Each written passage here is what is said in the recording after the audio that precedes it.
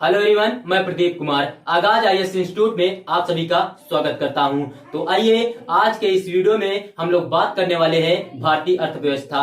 भारतीय अर्थव्यवस्था से रिलेटेड यूपीएससी के प्रीलिम्स और मेंस के लिए आज के जितने भी मोस्ट इंपोर्टेंट टॉपिक है हम आप लोगों के लिए लेकर आए हैं। तो चलिए देखते हैं। तो देखिए, प्रीलिम्स के लिए जो टॉपिक है वो भारतीय रिजर्व बैंक के रुपए का अंतरराष्ट्रीयकरण है और विविध निविदा विमुद्रीकरण है और वास्तविक समय सकल निपटान और अंतरराष्ट्रीय मुद्रा कोष है। और मेंस के लिए जो टॉपिक है वो है रुपए के अंतरराष्ट्रीयकरण के लाभ है, रुपए के अंतरराष्ट्रीयकरण की दिशा में कदम। तो चलिए हम यूपीएससी के प्रीलिम्स और मेंस के इन सभी टॉपिक के बारे में पूरे विस्तार से चर्चा करते हैं। तो देखिए चर्चा में क्यों है, आइए समझते हैं। भारतीय रिजर्व बैंक द्वारा नियुक्त कार्य समूह ने रुपए को विशेष आहरण अधिकार एसडीआर बास्केट में शामिल करने और रुपए के अंतरराष्ट्रीयकरण की गति को तेज करने के लिए विदेशी पोर्टफोलियो निवेशक के प्रणाली के पुनः आकलन करने की सिफारिश की है। रुपए का अंतरराष्ट्रीयकरण क्या है, आइए हम लोग देखते हैं। तो देखिए सबसे पहले हम लोग इसका परिचय जानते हैं। तो देखिए रुपए का अंतरराष्ट्रीयकरण एक ऐसी प्रक्रिया है जिसके अंतर्गत सीमा पार लेन देन में स्थानीय मुद्रा के उपयोग को बढ़ावा देना शामिल है। इसमें आयात और निर्यात व्यापार के लिए रुपए को बढ़ावा देने और अन्य चालू खाता लेन देन के साथ साथ पूंजी खाता लेन देन में इसको उपयोग को प्रोत्साहित करना शामिल है। ऐतिहासिक संदर्भ क्या है, आइए हम लोग देखते हैं। तो देखिए 1950 के दशक में भारतीय रुपए का संयुक्त अरब अमीरात, कुवैत, बहरीन, ओमान और कतर में कानूनी निविदा के रूप में व्यापक उपयोग किया जाता था। हालांकि वर्ष 1966 तक भारत की मुद्रा के अवमूल्यन के कारण इन देशों में भारतीय रुपए पर निर्भरता के लिए संप्रभु मुद्राओं की शुरुआत हुई थी। रुपए के अंतरराष्ट्रीयकरण के लाभ क्या है, आइए हम लोग देखते हैं। तो देखिए मुद्रा मूल्य की सराहना करना, इससे अंतरराष्ट्रीय व्यापार में रुपए की मांग में सुधार होगा। इससे भारत के साथ काम करने वाले व्यवसाय एवं व्यापारियों के लिए सुविधा बढ़ सकती है तथा लेन देन लागत कम हो सकती है। विनिमय दर की अस्थिरता में कमी, जब किसी मुद्रा का अंतरराष्ट्रीयकरण होता है तो उनकी विनिमय दर स्थिर हो जाती है। वैश्विक बाजारों में मुद्रा की बढ़ती मांग अस्थिरता को कम करने में सहायता कर सकती है, जिससे इसे अंतरराष्ट्रीय लेन देन के लिए अधिक पुनर्नुमानित और विश्वसनीय बनाया जा सकता है। भू राजनीतिक लाभ है, रुपए का अंतरराष्ट्रीयकरण भारत के भू राजनीतिक प्रभाव को बढ़ा सकता है।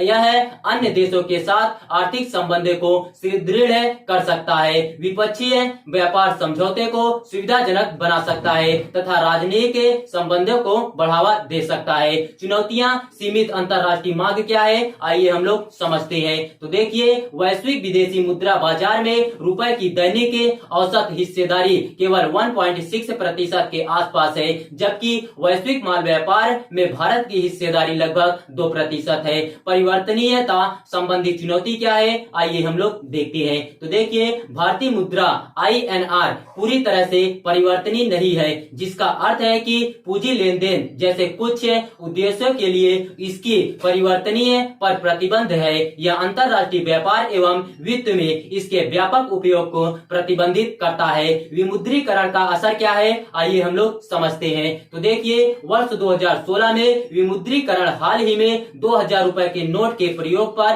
प्रतिबंध ने रुपए के प्रति विश्वास को प्रभावित किए हैं। खासकर भूटान और नेपाल जैसी पड़ोसी देशों में व्यापार निपटान में चुनौतियां क्या है, आइए देखते हैं। तो देखिए हालांकि लगभग 18 देशों के साथ रुपए में व्यापार करने का प्रयास किया गया है, लेकिन लेन देन सीमित ही रहा है। इसके अलावा रुपए में व्यापार निपटाने के लिए रूस के साथ बातचीत धीमी रही है। मुद्रा मूल्यह्रास से संबंधित चिंताओं और व्यापारियों के बीच अपर्याप्त जागरूकता के कारण इसमें बाधा आ रही है। अंतरराष्ट्रीय की ओर कदम क्या है, आइए समझते हैं। तो देखिए मार्च 2023 में आरबीआई ने 18 देशों के साथ रुपए में व्यापार निपटान के लिए तंत्र स्थापित किया। इन देशों के बैंकों को भारतीय रुपए में भुगतान के निपटान के लिए विशेष रुपया वोस्ट्रो खाते खोलने की अनुमति दी गई है। जुलाई 2022 में आरबीआई ने भारतीय रुपए में अंतरराष्ट्रीय व्यापार निपटान पर एक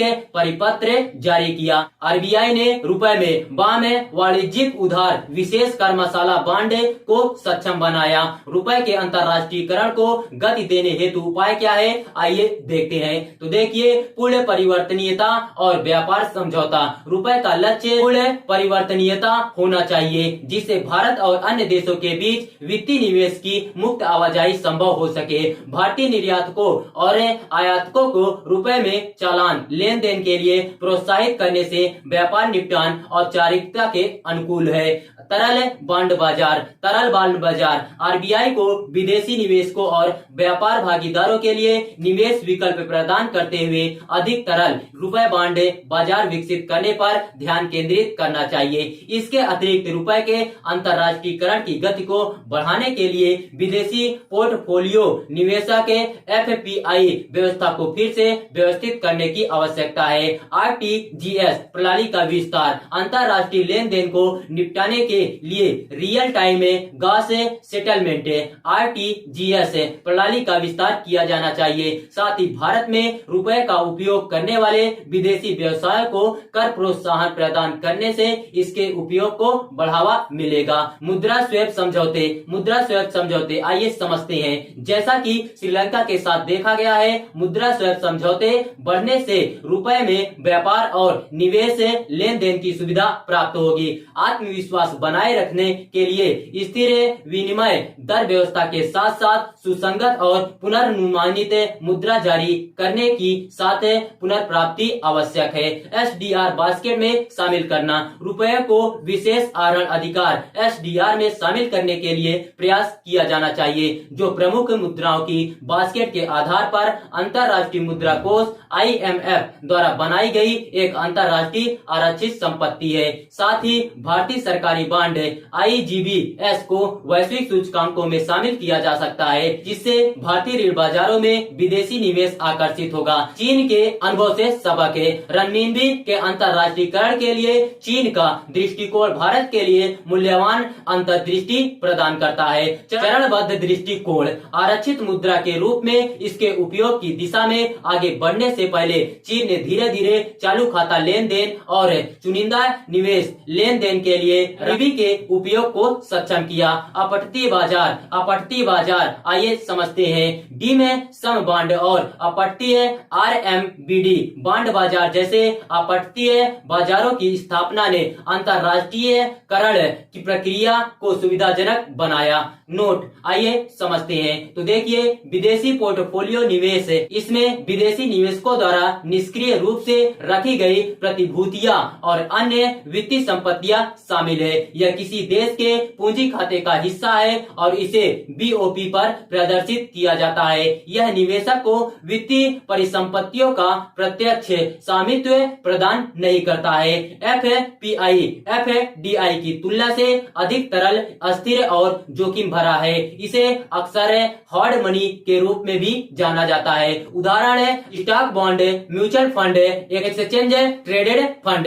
विशेष आहरण अधिकार क्या है, आइए देखते हैं। तो देखिए, एसडीआर आईएमएफ के खाते की इकाई के रूप में कार्य करता है, लेकिन यह न तो मुद्रा है और न ही आईएमएफ पर दावा है। मुद्राओं की एसडीआर समूह में अमेरिका डॉलर, यूरो, जापानी येन, पाउंड स्टर्लिंग और चीनी renminbi वर्ष 2016 से शामिल है। निष्कर्ष क्या है, आइए देखते हैं। राजकोषीय घाटे, मुद्रास्फीति दर और बैंकिंग गैर निष्पादित परिसंपत्तियों को कम करने सहित तारापोर समिति की सिफारिशें 1997 और 2006 में को रुपए के अंतरराष्ट्रीयकरण की दिशा में प्राथमिक कदम के रूप में अपनाया जाना चाहिए। साथ ही अंतरराष्ट्रीय संगठनों में रुपए को आधिकारिक मुद्रा बनाने के लिए प्रोत्साहित करने से इसका दायरा और स्वीकार्यता बढ़ेगी।